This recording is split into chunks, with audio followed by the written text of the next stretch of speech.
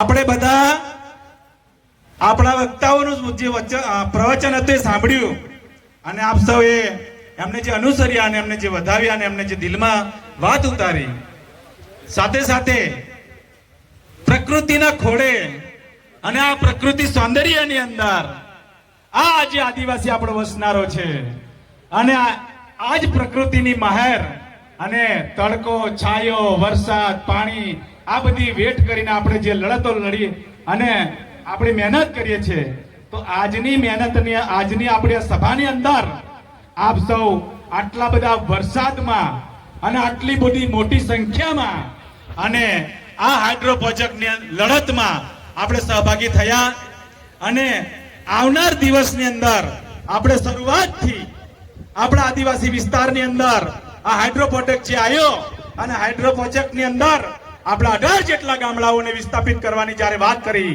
ત્યારે આપણા સાંસદ શ્રી, આપણા ધારાસભ્ય, આપણા કલેક્ટરે જ્યારે સૌપ્રથમ આપણી મુલાકાત લીધી અને આપણા યુવાનોએ ધારદાર રજૂઆત કરી અને પૂછવામાં આવ્યું કે સાહેબ, અમને આ હાઇડ્રો પ્રોજેક્ટ થી શું ફાયદો થશે?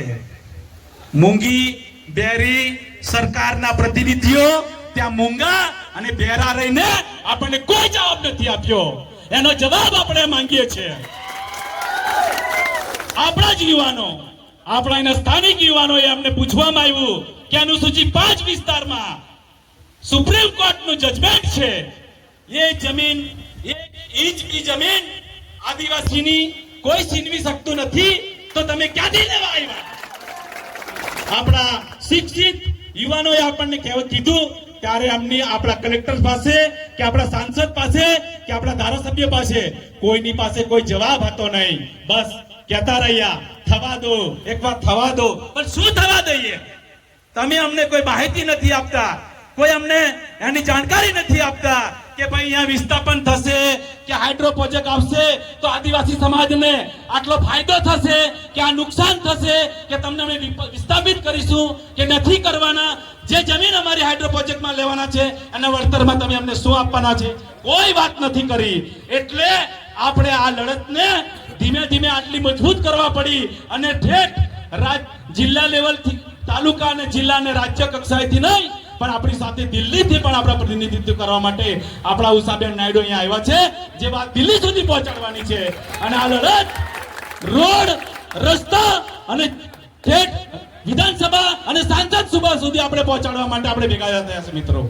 એટલે હવે આપણે આ લડતને આપણા જે પણ મહાનુભાવો આપણા કોંગ્રેસના અધ્યક્ષ સ્થાને અને આપણા જે પણ આપણા મહાનુભાવો આપણને જે સાથ સહકાર આપ્યો છે એમના સાથ સહકાર સાથે હાઇડ્રો પાવર પ્રોજેક્ટની લડતને આપણે આગળ વધારીશું.